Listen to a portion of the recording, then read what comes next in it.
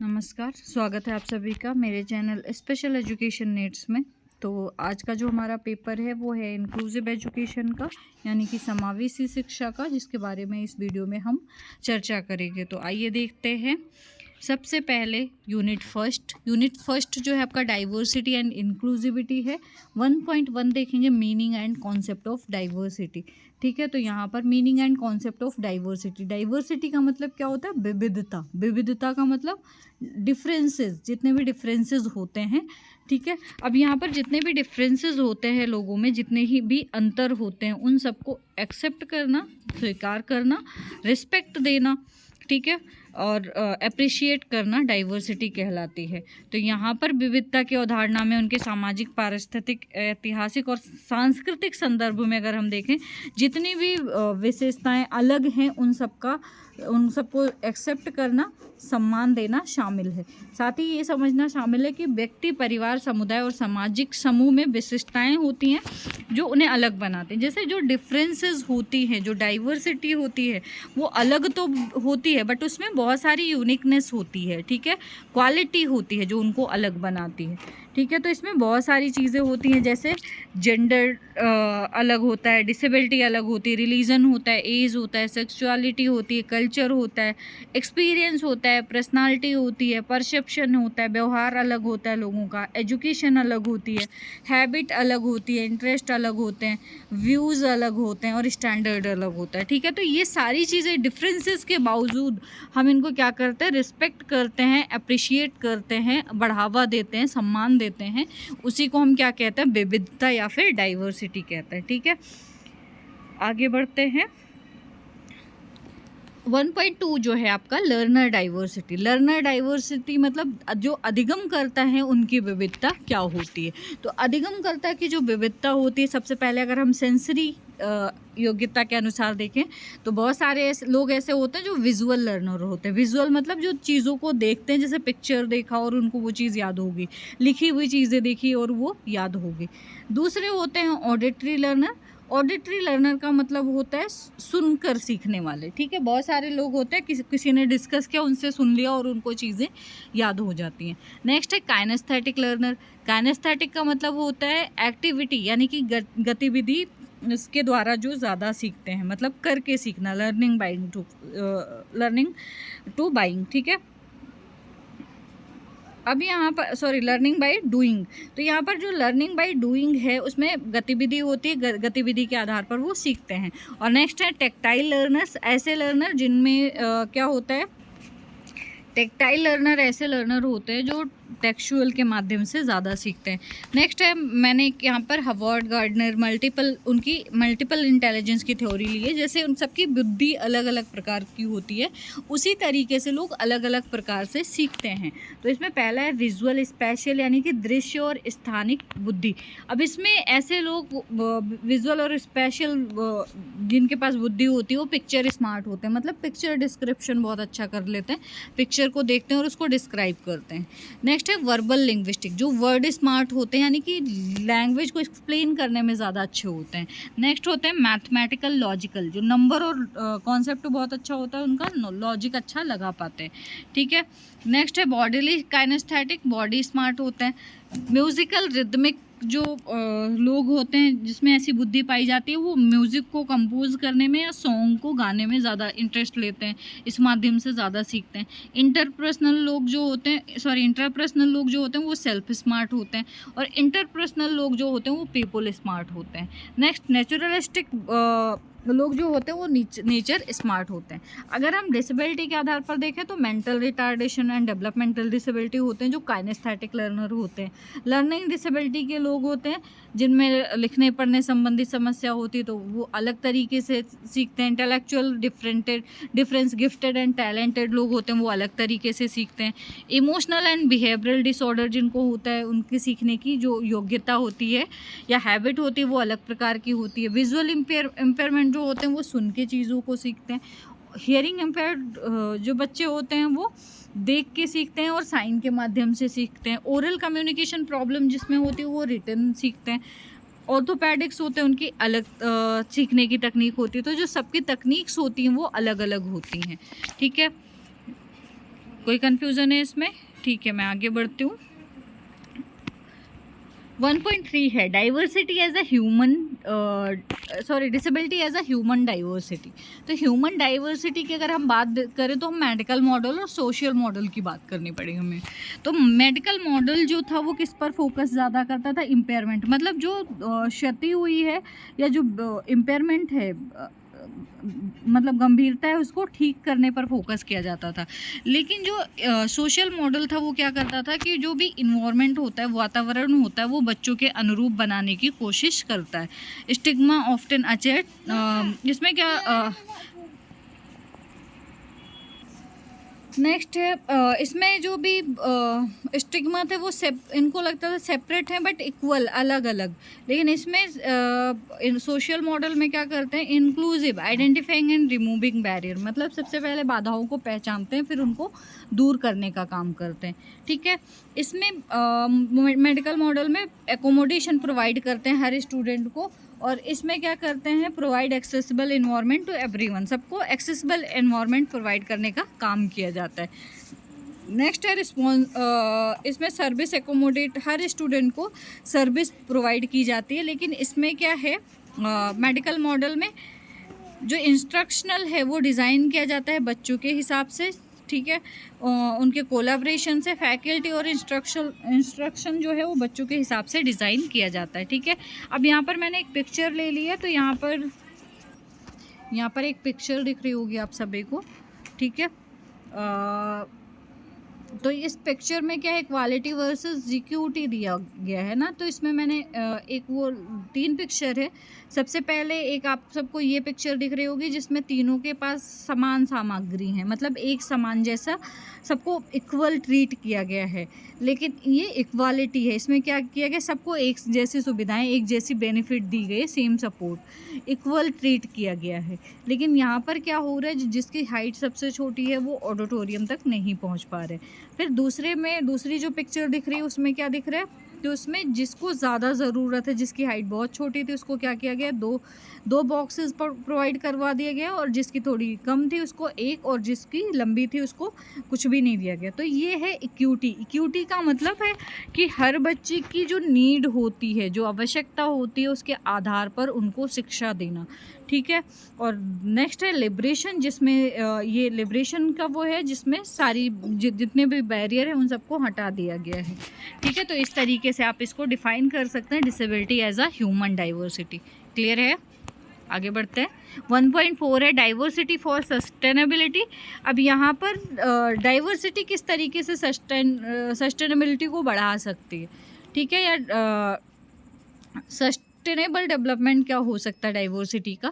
तो यहाँ पर अगर हम देखें कि क्यों महत्वपूर्ण है सस्टेनेबिलिटी डाइवर्सिटी के लिए, तो जो उनका गैप होता है, बीच का जो डिफरेंसेस होते हैं अलग अलग, उनका जो गैप होता है उनको हम पाट सकते हैं, सकारात्मक इंफ्रास्ट्रक्चर दे सकते हैं, उनकी जो एक्सेसिबिलिटी है उसको व्यापक बना सकते हैं, नई रणनीति लागू कर सकते हैं।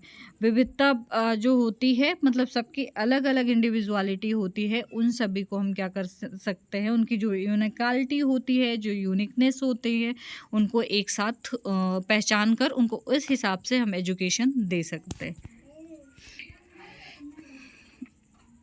1.5 है strength of diversity for inclusivity. विविधता और समावेशन जो है वो उसकी स्ट्रेंथ क्या है? तो सबसे पहले तो एक पॉजिटिव संस्कृति को बढ़ावा मिलता है, जितने भी स्टाफ मेंबर और जो भी होते हैं उनको उनके मनोबल में सुधार होता है, व्यावसायिक नैतिकता को बढ़ावा मिलता है, समस्या समाधान होते हैं, नवाचार को बढ़ावा मिलता है, क्रिएटिविटी को बढ़ावा मिलता है। नेक्स्ट है सांस्कृतिक समझ और सहानुभूति को बढ़ावा मिलती है, नवीन सोच और अभूतपूर्व समाधानों को बढ़ावा मिलता है।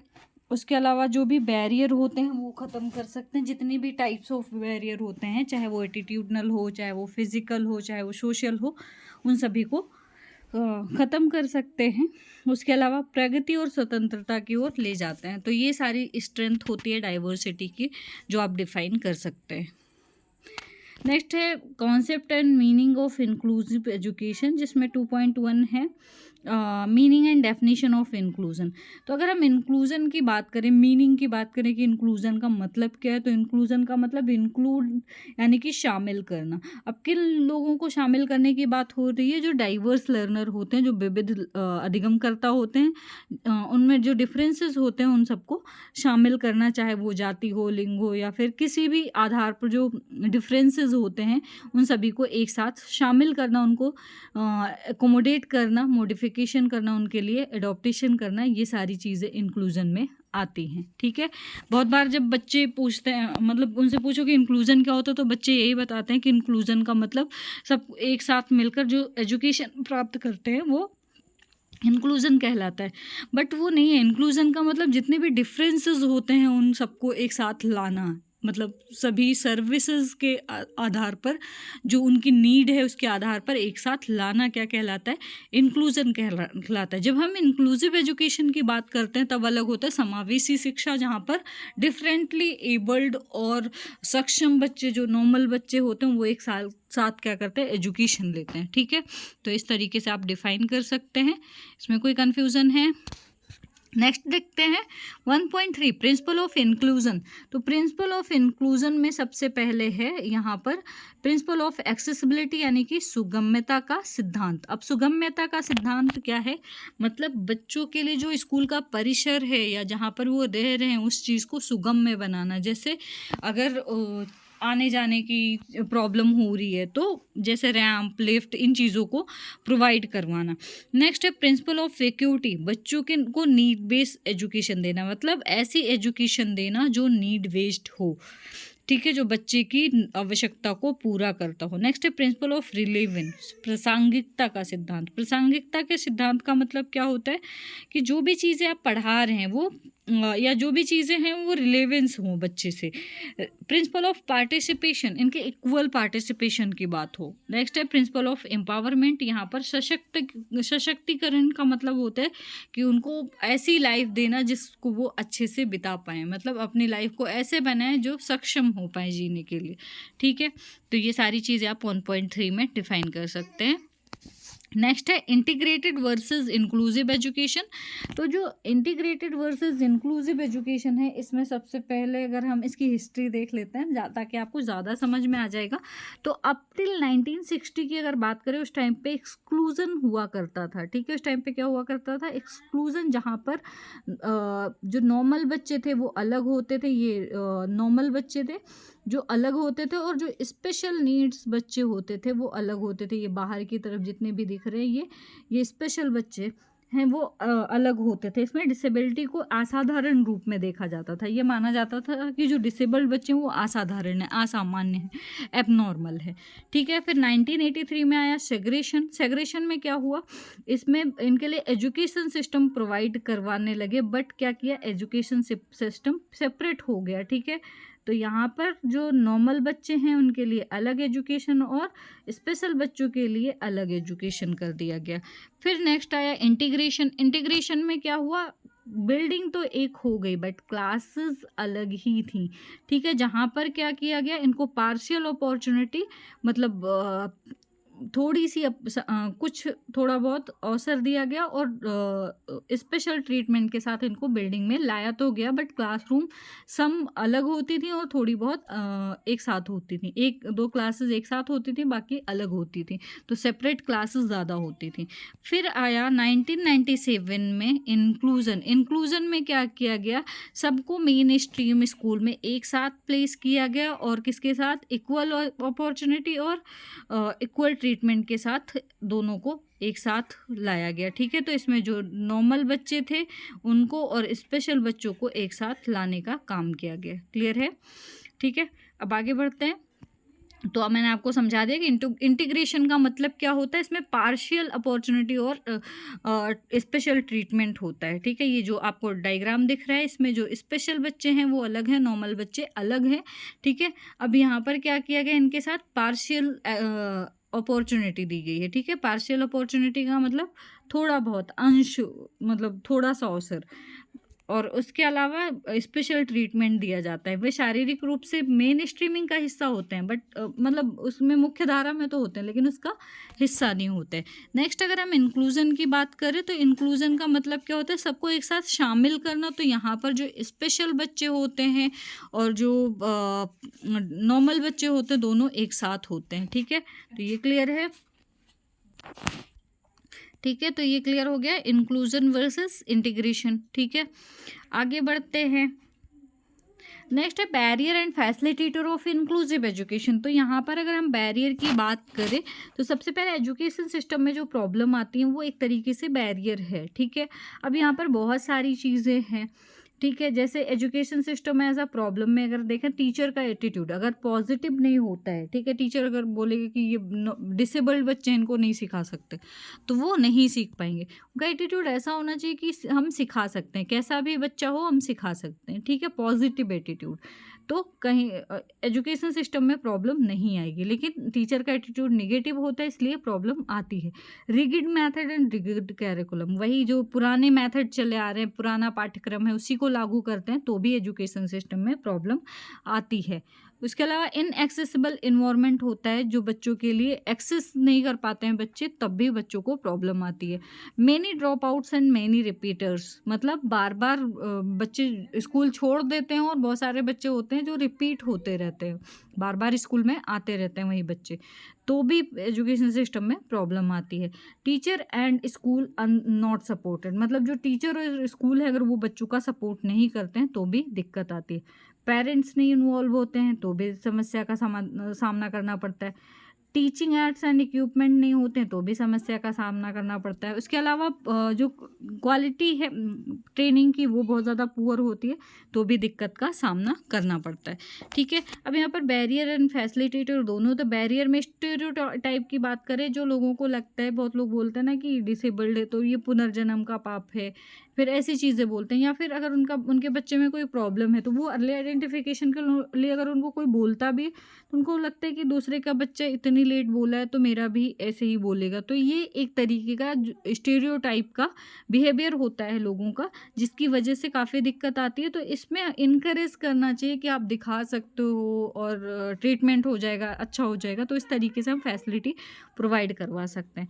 पिटी एंड चैरिटी, मतलब लोग बहुत दया की भावना से देखते हैं और चैरिटी करते हैं। अगर हम पिटी और चैरिटी की भावना से नहीं देखेंगे, जैसे हमने डिसेबिलिटी का मतलब पढ़ा है ना, डिस का मतलब अगर हम डिस हटा देंगे आगे से तो क्या बचेगा, एबिलिटी बचेगी। ठीक है, और जहाँ पर सिर्फ एबिलिटी होती है, जैसे जो चीज़ नहीं होती है, जो चीज़ हम नहीं कर पाते उसके लिए हम अनेबल होते हैं, मतलब वो चीज़ हमारे योग्य नहीं होती है, हमें उसकी योग्यता नहीं होती है। तो हमें क्या करना चाहिए, हमेशा डिस को ध्यान नहीं देना चाहिए। किसको ध्यान देना चाहिए, एबिलिटी को। ठीक है, तो ज़्यादा चीज़ें सही होंगी। अवॉइडेंस, लोग बहुत ज़्यादा डिसेबल्ड बच्चों को अवॉइड करते हैं। अगर अवॉइड नहीं करेंगे, पॉजिटिव एटीट्यूड देंगे, ठीक है, तो भी कहीं ना कहीं एटीट्यूडनल बैरियर हटेगा। तो इस तरीके से हम इन चीज़ों को डिफाइन कर सकते हैं। ठीक है, आप इस तरीके से जो भी बैरियर है उनको डिफाइन करके और उनकी फैसिलिटी या फैसिलिटेटर्स लिख सकते हो। 1.5 है framework act policies provision for inclusive education. तो यहाँ पर 1880 में स्पेशल स्कूल्स जो थे वो इस्टेब्लिश होना स्टार्ट हो गए थे। 1974 में आया आईईडीएस का फुल फॉर्म है integrated education for disabled child. ठीक है, जहाँ पर डिसेबल्ड बच्चों के लिए इंटीग्रेटेड यानी कि एकीकृत शिक्षा फॉर्मुलेट हो गई थी। ठीक है, फिर आया 1992 में rehabilitation council of India. Rehabilitation council of India जो है ये ह्यूमन रिसोर्सेज बनाता है, जैसे जहाँ से हमारा कोर्स चल रहा है आपका, तो ये क्या करता है, ह्यूमन रिसोर्सेज को बनाने का काम करता है, सीआरआर रजिस्टर को मेंटेन रखता है, सीआरई प्रोग्राम चलाता है। तो इस तरीके से जो प्रोग्राम होते हैं टीचर ट्रेनीज के लिए बहुत ही ज़्यादा इफेक्टिव होते हैं। फिर 1994 में आया सलामांका स्टेटमेंट एंड फ्रेमवर्क, जिसमें डिसेबिलिटी के लिए बात की गई। फिर 1995 में आया पर्सन विद डिसेबिलिटी, जहाँ पर 7 प्रकार की डिसेबिलिटी थी। जॉब आरक्षण 3 प्रकार का था, ठीक है, 3% था। और उसके अलावा एजुकेशन के लिए प्रावधान था, जिसमें इक्वल अपॉर्चुनिटी, फुल्ली पार्टिसिपेशन और प्रोटेक्शन ऑफ राइट दिया गया। ठीक है, फिर 1997 में डी आया, इन DP EP आया, ठीक है। फिर 2005 में comprehensive action plan for inclusive education of children आया। 2006 में आया national policy for person with disability, ठीक है। तो इस तरीके से आप इनको डिफाइन कर सकते हैं। नेक्स्ट है unit 3 creating support for inclusive education, जिसमें 3.1 है early identification and intervention for inclusion. मतलब आपको पता है अर्ली आइडेंटिफिकेशन का मतलब क्या है, शीघ्र पहचान करना, ठीक है, शीघ्र पहचान करना, जिसमें जब बच्चे का डेवलपमेंटल माइलस्टोन चल रहा होता है, यानी कि क्रिटिकल पीरियड 2-3 ईयर चल रहा होता है, उस टाइम पे अगर हम ये पता लगा लें कि बच्चे में समस्या क्या है, तो हम क्या कर सकते हैं, उसमें इंटरवेंशन कर सकते हैं। नेक्स्ट है अगर अर्ली आइडेंटिफिकेशन बच्चे का हो जाता है तो उसका क्या होता है, इंटरवेंशन हम अच्छा कर सकते हैं, प्रारंभिक हस्तक्षेप कर सकते हैं। प्रारंभिक हस्तक्षेप क्या होता है, जिसमें हम बच्चों को ट्रीटमेंट देते हैं, मतलब उनको नए कौशल सिखाने में मदद करते हैं। जैसे जो हमारे डेवलपमेंटल माइलस्टोन होते हैं उनका उपयोग करके उनके लिए मतलब चीज़ों को हम ज़्यादा अच्छा बनाते हैं, इफेक्टिव बनाने की कोशिश करते हैं, ठीक है। तो इस तरीके से आप अर्ली आइडेंटिफिकेशन एंड इंटरवेंशन आप डिफाइन कर सकते हैं। आगे बढ़ते हैं। 3.2 है foundational literacy for inclusive education.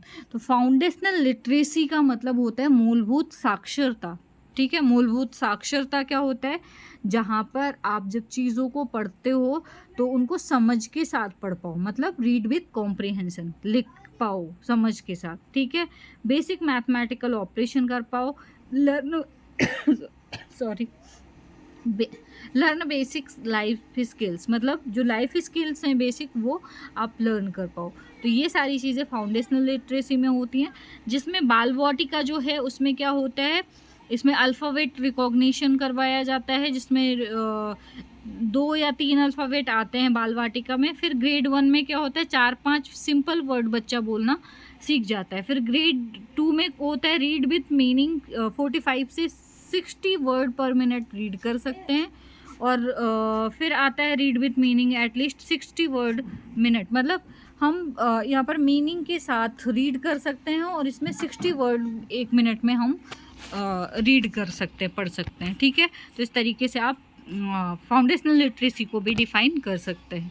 Next है 3.3 एम्पावरिंग फैमिलीज़ फॉर इंक्लूजन। तो किस तरीके से हम फैमिली को एम्पावर कर सकते हैं, तो सबसे पहले पालन पोषण और लगाओ, पेरेंटिंग बहुत ज़्यादा ज़रूरी है। जैसे बच्चे को एटमॉस्फेयर मिलता है, जैसा लालन पोषण मिलता है, वैसा बच्चा बनता है, ठीक है। तो यहाँ पर क्या कर सकते हैं, जब माता पिता बच्चे में एक दूसरे के लिए मजबूत स्वस्थ भावनाएं होती हैं तो बच्चे को भरोसा होता है, उनके माता पिता उन्हें सब प्रदान करेंगे और उन्हें आगे बढ़ने के लिए चाहिए, जिसमें प्यार, स्वीकृति, सकारात्मक मार्गदर्शन और सुरक्षा शामिल है, ठीक है। दूसरी चीज़ यहाँ पर फैमिलीज़ को बाल विकास का ज्ञान होना चाहिए कि बच्चे कैसे बढ़ते हैं, विकसित होते हैं। ऐसा वातावरण प्रदान करने में सक्षम हो जहाँ बच्चे अपनी क्षमता तक पहुँच सकते हैं। अगर बच्चों को पता हो कि उनके जो मतलब अगर पेरेंट्स को पता हो कि उनके बच्चे किस तरीके से बढ़ते हैं, उनका ग्रोथ किस तरीके से होता है, डेवलपमेंट किस तरीके से होता है, तो वो हमेशा उन चीज़ों को अप्रिशिएट करेंगे, ठीक है। माता पिता का लचीलापन, मतलब फ्लेक्सिबिलिटी होनी चाहिए। जैसे बहुत सारी चुनौतियां होती हैं, उनको पहचाने, ठीक है। जैसे जीवन में आने वाली सभी प्रकार की चुनौतियों को प्रभावी ढंग से संबंधित करने की क्षमता माता पिता के लिए महत्वपूर्ण होती है।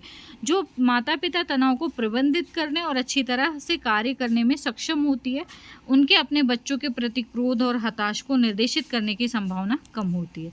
नेक्स्ट है सामाजिक संपर्क, जिसमें रचनात्मक सहायक व्यक्तियों और समुदाय के साथ जुड़ाव की भावना रखने से परिवार बढ़ाने की दैनिक चुनौतियों का सामना करने में प्रोत्साहन और सहायता मिलती है, ठीक है।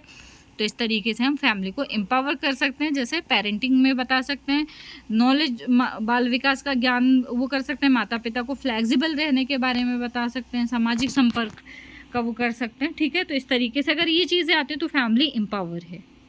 ओके, आगे बढ़ते हैं। Sensitising stakeholder and school for inclusive education 3.4 है। अब यहाँ पर स्टेक होल्डर कौन से होते हैं, तो सबसे पहले स्पेशल एजुकेटर होते हैं। ठीक है, स्पेशल एजुकेटर क्या काम करते हैं, मतलब जो भी एजुकेशन से रिलेटेड चीज़ें होती हैं वो प्रोवाइड करने का काम करते हैं। क्लास एंड सब्जेक्ट टीचर जो क्लास सब्जेक्ट पढ़ाते हैं और क्लास लेते हैं। पीयर जो सहपाठी होते हैं। पेरेंट्स का रोल क्या होता है, पेरेंटिंग में होता है बच्चों के। ठीक है, सबसे ज़्यादा। स्कूल एडमिनिस्ट्रेटर का काम क्या होता है, एजुकेशनल अचीवमेंट में। थेरेपिस्ट क्या करते हैं, थेरेपी के देने का काम करते हैं। ऑडियोलॉजिस्ट क्या करते हैं, कान की जांच करना। ठीक है, सर्विस प्रोवाइडर क्या करते हैं, सुविधाएं प्रदान करने का काम करते हैं। सोशल वर्कर का काम क्या होता है, समाज से जोड़ने का काम होता है। ठीक है, तो ये सारे लोग होते हैं स्टेक होल्डर जो बच्चे की मदद करते हैं।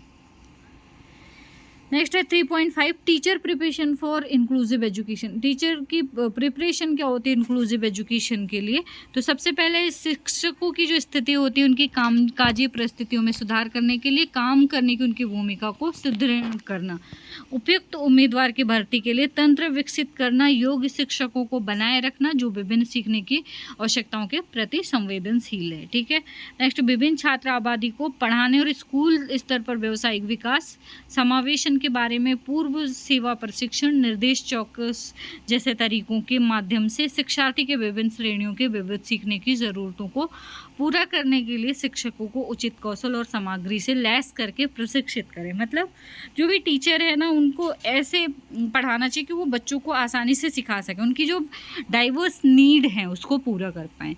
उसके अन्य बातों के साथ साथ जो भी संसाधन हैं उनका प्रावधान करें ताकि जो भी समावेशी शिक्षा की प्रथा है, शिक्षकों की सेवा पूर्व व्यावसायिक प्रशिक्षण में जो भी रणनीति है उसकी भूमिका का समर्थन करना। नेक्स्ट है समावेशी शिक्षा से संबंधित शिक्षण सीखने की प्रक्रिया में नवीन अनुसंधान को प्रोत्साहित करना। ठीक है, क्योंकि जितने ज़्यादा रिसर्च होते रहते हैं उतनी ज़्यादा पता चलती रहती है कि नई टेक्नोलॉजी, नई रणनीति क्या हो सकती है, नई स्ट्रैटेजी क्या हो सकती है पढ़ाने के लिए। ठीक है, संघर्ष के समय शिक्षार्थियों स्कूलों की सुरक्षा को, शिक्षकों और स्कूलों की सुरक्षा को ध्यान में रखना। ठीक है, तो ये सारी चीज़ें टीचर के प्रिपरेशन के लिए ज़रूरी होती हैं। नेक्स्ट है 4 यूनिट जिसमें curricular strategy for inclusive education है। अब 4 यूनिट में देखेंगे curricular challenges for student with disabilities. ठीक है, तो सबसे पहले इनएडिक्वेट टीचर ट्रेनिंग, मतलब जो शिक्षण है वो अनुपयुक्त शिक्षण प्रशिक्षण नहीं हो पाता है, तो कहीं ना कहीं डिसेबल्ड बच्चों के लिए ये एक चैलेंज होता है। ठीक है, दिक्कत आती है, दिक्कत का सामना करना पड़ता है। सामाजिक मूल्य एवं अभिवृत्ति, जैसे हमने बैरियर में डिस्कस किया था ना कि एटीट्यूड पॉजिटिव होना चाहिए। अगर निगेटिव एटीट्यूड होता है, सोशल नॉर्म्स अच्छे नहीं होते तो भी कैरिकुलर चैलेंजेस होते हैं। Lack of inclusive teaching material, मतलब जो इंक्लूसिव टीचिंग मेथड है उस तरीके का सभी बच्चों की नीड के हिसाब से टीचिंग मेथड नहीं होता है तो भी दिक्कत होती है। एक्सेसिबल टेक्नोलॉजी की कमी होती है तो भी दिक्कत होती है। कैरिकुलम में वही चीज़ें होती है कि रिगिड जो पुराना कैरिकुलम होता है तो भी दिक्कत होती है। सामाजिक आर्थिक कारण अगर अच्छे नहीं होते हैं तो भी बच्चों को सीखने में दिक्कत होती है। जैसे पैसे नहीं अफोर्ड नहीं कर पा रहा है तो दिक्कत है। सोशलाइजेशन ज़्यादा नहीं अच्छा हो पा रहा तो भी सीखने में दिक्कत आएगी। इसके अलावा डेवलप इंक्लूसिव क्लासरूम, समावेशी कक्षा का विकास। ठीक है, अगर इंक्लूसिव क्लासरूम नहीं है तो भी दिक्कत का सामना करना पड़ेगा। और inclusive teaching method and material का अगर एडॉप्टेशन नहीं होता है तो भी दिक्कत का सामना करना पड़ेगा। अब नेक्स्ट देखते हैं ट्विस्ट एक्सेप्शनल चिल्ड्रन। जो ट्विस्ट का है वो उसको 2E बोलते हैं, यहाँ पर आपको दिख रहा होगा 2E। ठीक है, जिसमें एक तरफ गिफ्टेड और टैलेंटेड चिल्ड्रन होते हैं तो दूसरी तरफ लर्निंग डिसेबिलिटीज़ भी होती हैं। ठीक है, जैसे वो काम को बहुत अच्छे से कर सकते हैं तो ADHD का शिकार हो सकते हैं, ऑटिज़म का हो सकता है, मतलब कुछ भी हो सकता है उनमें। मतलब एक तरफ उनकी विशेषताएं होती हैं तो एक तरफ चैलेंजेस भी होते हैं। ठीक है, क्लियर है। नेक्स्ट है 4.2 नीड फॉर कैरिकुलर एडॉप्टेशन। तो सबसे पहले हम ये समझते हैं एडॉप्टेशन क्या होता है। एडॉप्टेशन क्या होता है, सबसे पहले 3 टाइप्स इसमें दिए हुए हैं। कैरिकुलर एडॉप्टेशन में हम क्या, सबसे पहले कैरिकुलर तो जो हम पढ़ाने जा रहे हैं, हमें क्या पढ़ाना है सबसे पहले उसका एडॉप्टेशन। ठीक है, दूसरी चीज़ है इंस्ट्रक्शन। अब यहाँ पर जो निर्देश है हम किस माध्यम से कैसे पढ़ाने जा रहे हैं उस चीज़ में एडॉप्टेशन। ठीक है। इकोलॉजिकल मतलब जिस जगह पे पढ़ाने जा रहे हैं वो जगह बच्चों के हिसाब से होनी चाहिए, तो उसमें भी एडॉप्टेशन कर सकते हैं। ठीक है। तो हमारी जो नीड मतलब कैरिकुलर एडॉप्टेशन की नीड क्या है, मतलब जो बच्चे की टीचिंग लर्निंग प्रोसेस है उसको सुविधाजनक बना सकते हैं, उन्हें नीड बेस्ड एजुकेशन दे सकते हैं, कंटेंट समझाने के लिए ज़्यादा प्रोत्साहित कर सकते हैं, उनकी लाइफ स्टाइल अच्छी हो जाएगी अगर वो अच्छे से सीखेंगे। ठीक है। अच्छे से सीखेंगे अगर उनका एजुकेशनल अचीवमेंट अच्छा रहा तो लाइफ स्टाइल भी अच्छी हो जाती है। तो ये सारी आवश्यकताएं हैं कैरिकुलर एडॉप्टेशन की। क्लियर है।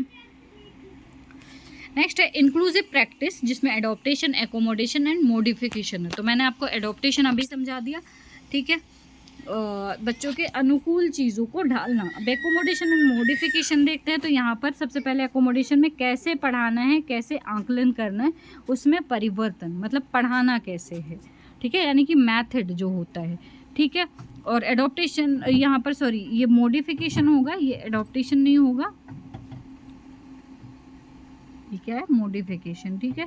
तो जो मॉडिफिकेशन है क्या पढ़ाना और कैसे जांचना है उसमें परिवर्तन। इसमें एकोमोडेशन में क्या करते हैं, सपोर्ट सर्विसेज जो होती हैं वो रिक्वायर्ड होती हैं, लेकिन इसमें मॉडिफिकेशन में क्या होता है, कंटेंट टीचिंग स्ट्रैटेजी में चेंज करते हैं।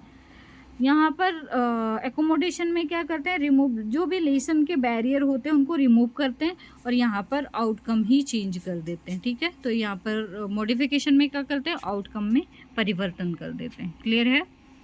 आगे बढ़ते हैं। नेक्स्ट है 4.5 differentiated instruction and universal design of learning. तो डिफ्रेंशिएटेड इंस्ट्रक्शन का मतलब क्या है, जो भी मतलब विविधगत निर्देशन बोल सकते हैं, जिसमें कुछ चीज़ें हैं जैसे कंटेंट डिफरेंट तरीके से हम समझा सकते हैं, जैसे बच्चे की इंटरेस्ट है, एज है, डिफ़िकल्टी लेवल है, उसके आधार पर समझा सकते हैं। दूसरा है प्रोसेस। ठीक है। जो प्रक्रिया है इंडिविजुअल कर सकते हैं, पेयर में उनको सिखा सकते हैं, या स्मॉल छोटे छोटे ग्रुप बना के सिखा सकते हैं, या बड़े ग्रुप में सिखा सकते हैं। प्रोडक्ट किस तरीके से क्या क्या यूज़ करेंगे, तो विजुअल और फोटोज़ यूज़ कर सकते हैं, राइटिंग लिखित रूप में बता सकते हैं, ओरल सिखा सकते हैं, ग्राफिक्स में सिखा सकते हैं, प्रोजेक्ट देख के सिखा सकते हैं। ठीक है। अब इन सब का प्रभाव क्या होगा, अगर बच्चे की नीड बेस्ड एजुकेशन है तो वो अच्छी तरीके से सीखेगा। ठीक है। नेक्स्ट है यूडीएल। यूडीएल का फुल फॉर्म क्या है, universal design for learning. Universal design learning for learning का मतलब क्या है, एक ऐसी डिज़ाइन जो सभी के लिए हो। तो इसमें क्या क्या स्टेप फॉलो किए जाते हैं, सबसे पहले पूर्व ज्ञान, किसी व्यक्ति या स्थिति के संदर्भ में पहले से जानना, मतलब व्यक्ति पहले से क्या जानता है, लक्ष्य एवं उद्देश्य क्या है बच्चे को के सीखने के, अधिगम के अवरोध की पहचान, मतलब लर्निंग में क्या क्या बैरियर आ रहे हैं उसका पता लगाना। ठीक है। आगे बढ़ते हैं। सार्वभौमिक सहायता की पहचान। यहाँ पर यूनिवर्सल सहायता किस तरीके, सबकी सहायता किस तरीके से कर सकते हैं, उनकी पहचान। ठीक है। नेक्स्ट है यूडीएल गाइडलाइन के द्वारा सहायता प्रदान करना। अब यहाँ पर यूडीएल गाइडलाइन क्या है, इसमें इंगेजमेंट है। ठीक है। इंगेजमेंट मतलब शामिल करना। ठीक है। रिप्रेजेंटेशन मतलब प्रदर्शन करना, और एक्शन एंड एक्सप्रेशन का मतलब क्रिया करना और उसका एक्सप्रेशन क्या आता है। ठीक है। तो ये यूडीएल के 3 गाइडलाइन हैं। शिक्षण, मूल्यांकन एवं पुनः दोहराना। यहाँ पर जो भी पढ़ा रहे हैं उसका मूल्यांकन करना, और उसके बाद अगर नहीं समझ में आया तो पुनः दोहराना। ठीक है। क्लियर है। आगे बढ़ते हैं। Unit 5 collaboration for inclusive education. ठीक है। अब यहाँ पर इंक्लूसिव एजुकेशन का कोलैबोरेशन क्या होगा, सबसे पहले यहाँ पर स्पेशल स्कूल और इंक्लूसिव स्कूल पूछा है। तो स्पेशल स्कूल आपको पता है कि वहाँ पर स्पेशल नीड्स बच्चे होते हैं, जिनकी मतलब जिनकी नीड होती है, और मतलब जिनकी नीड स्पेशल होती है, डिफरेंट होती है। अब यहाँ पर स्पेशल स्कूल और इंक्लूसिव स्कूल का अलग अलग वो है, इसमें आप समझ लेंगे। इंक्लूसिव स्कूल जो है इसमें सभी स्टूडेंट का वेलकम किया जाता है, और स्पेशल स्कूल में सिर्फ स्पेशल नीड बच्चे होते हैं। ठीक है। इसमें जो सब सहभागिता के लिए समान अवसर सबको प्रोवाइड किया जाता है, लेकिन इसमें अवसर सीमित होते हैं। ठीक है। इंक्लूसिव एजुकेशन में सब्जेक्ट सेंटर कैरिकुलम होता है, और स्पेशल स्कूल में स्पेशल कैरिकुलम एंड मैथडोलॉजी होती है। ठीक है। Inclusive education most cost effective, मतलब इसमें ज़्यादा पैसे नहीं लगते, बट ये हाई कॉस्ट का होता है। ठीक है। इंक्लूसिव एजुकेशन में फॉर्मल प्लानिंग होती है, लेकिन इसमें प्लान अकॉर्डिंग टू नीड, जैसे बच्चे की आवश्यकता होती है उसके आधार पर प्लानिंग की जाती है। क्लियर है। आगे बढ़ते हैं। 5.2 है special educator and general educator. अब स्पेशल एजुकेटर का मतलब क्या है, जैसे जो स्पेशल बच्चों को पढ़ाते हैं। जनरल एजुकेटर का मतलब क्या है, जो सामान्य बच्चों को पढ़ाते हैं, ठीक है। स्पेशल में ट्रेनिंग अलग से देनी पड़ती है, उनको बच्चों की नीड के हिसाब से सिखाई जाती है, ठीक है। जनरल में सभी बच्चों को ध्यान में रखा जाता है, तो इस तरीके से आप चीज़ों को डिफाइन कर सकते हैं। अब यहाँ पर है social welfare at department of education. तो डिपार्टमेंट ऑफ एजुकेशन में शिक्षा के लिए जो भी काम होते हैं वो होते हैं। उसके अलावा जो सोशल वेलफेयर है वहाँ पर क्या होता है, जैसे वीकर सेक्शन होते हैं, ठीक है, उनके लिए काम किया जाता है। जैसे ओल्ड एज होते हैं उनके लिए होता है, विडो के लिए होता है, ऑर्फन के लिए होता है, डिसेबल्ड के लिए होता है, हेल्पलेस जिनकी कोई मदद नहीं कर सकता उनके लिए, उनके कल्याण का काम होता है। जो बहुत ज़्यादा बीमार रहते हैं उनके कल्याण का काम होता है। ये सारी चीज़ें होती हैं, ठीक है। नेक्स्ट है 5.4 special and general teacher education program. तो इसमें आपको पता है स्पेशल एजुकेशन प्रोग्राम में जैसे आपका डीएड स्पेशल एजुकेशन HI चलता है, डीएड स्पेशल एजुकेशन IDD चलता है, डीएड स्पेशल एजुकेशन CP चलता है, अलग अलग वो चलते हैं। B Ed special education HI ID VI, ठीक है। वैसे जनरल एजुकेशन का BSTC चलती है, जनरल बीएड चलता है, ठीक है। इस तरीके से आप प्रोग्राम को डिफाइन कर सकते हैं।